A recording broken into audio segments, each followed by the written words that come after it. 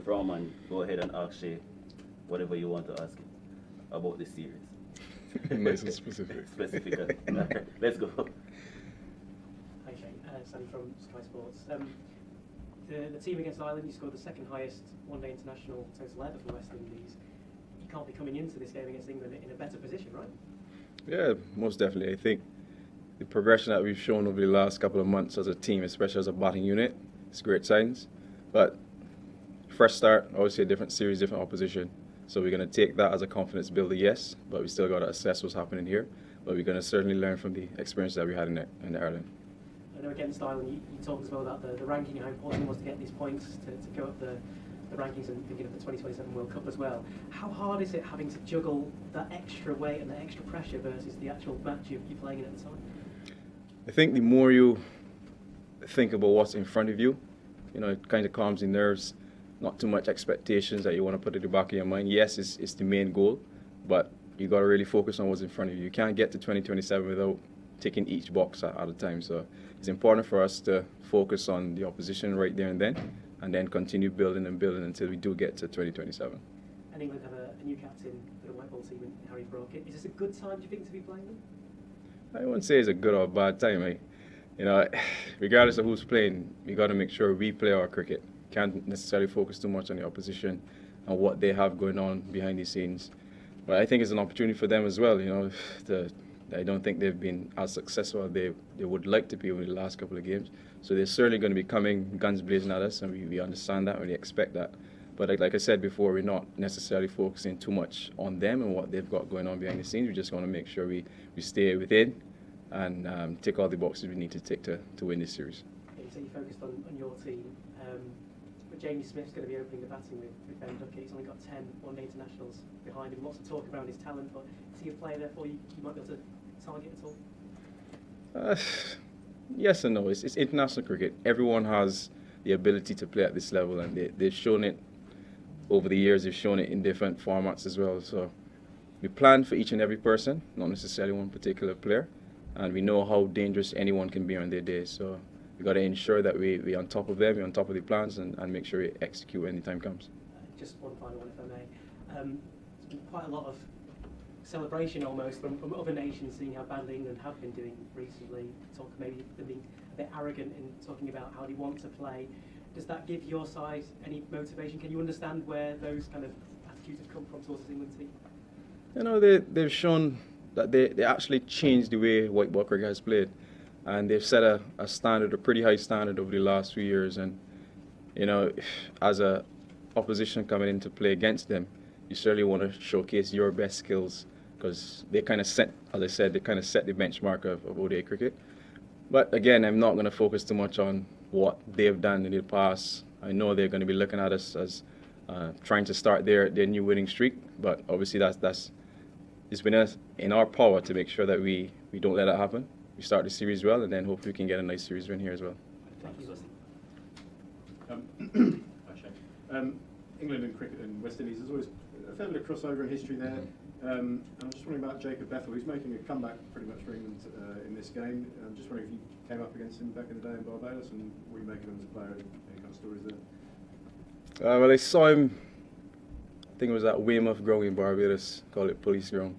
I think I was during his under 15 stint. It was a long time ago. I know I'm not that old, but it was a long time ago. And he always looked like a quality player then.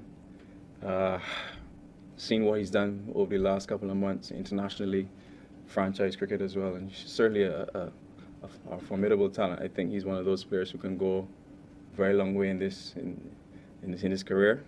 But yeah, the plan is to come up against him. Every time I play against him, every time I see him, yes, he's not necessarily full-on Bajan, but it's great to be around him. It gives me a sense of home as well.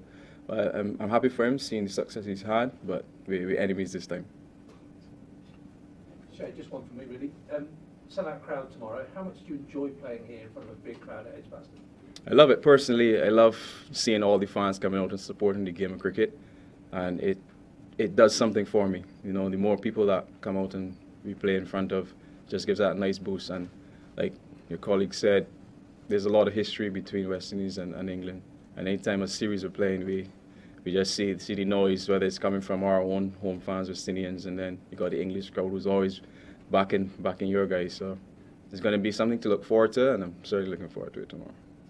Any other questions from in the room? No? All right. Philip Spooner is online.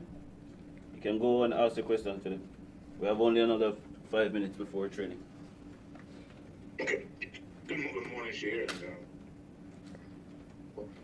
From Barbados. You mentioned about the history of England and West Indies and crowd.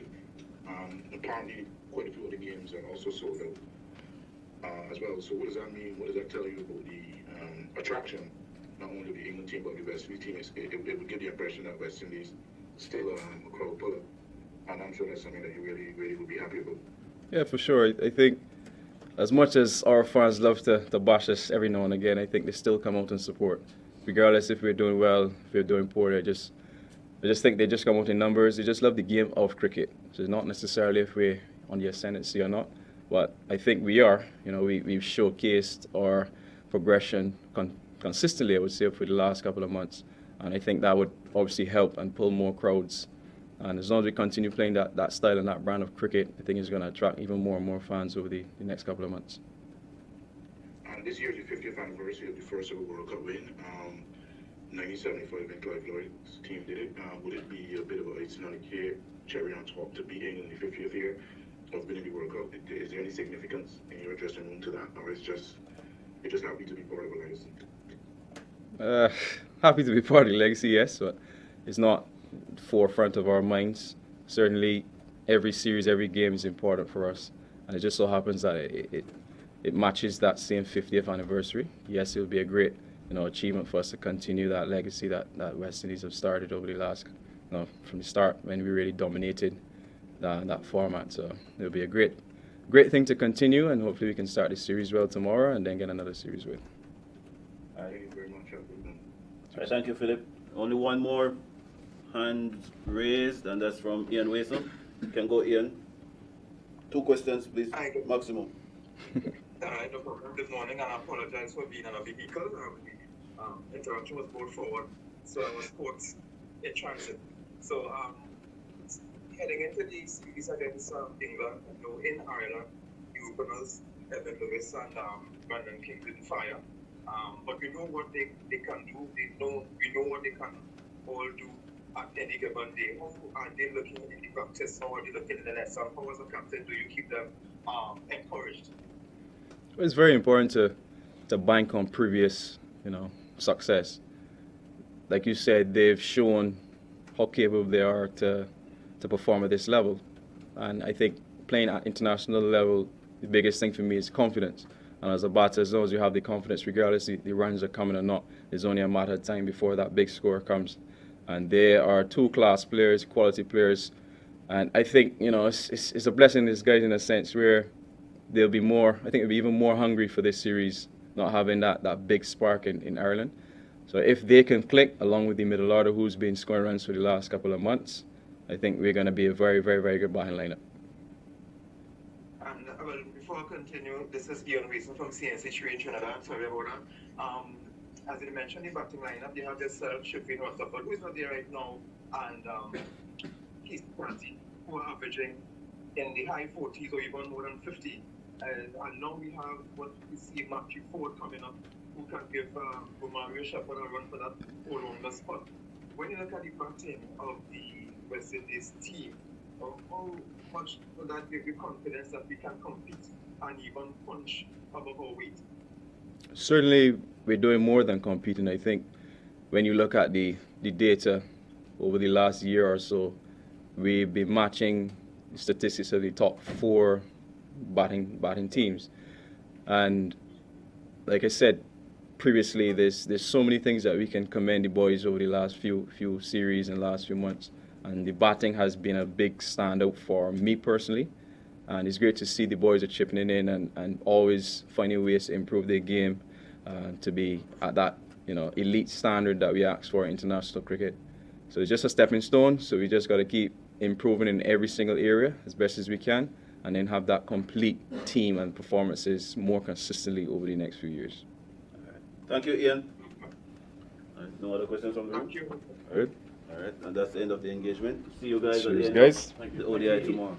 Thank you. Not too much banging, right?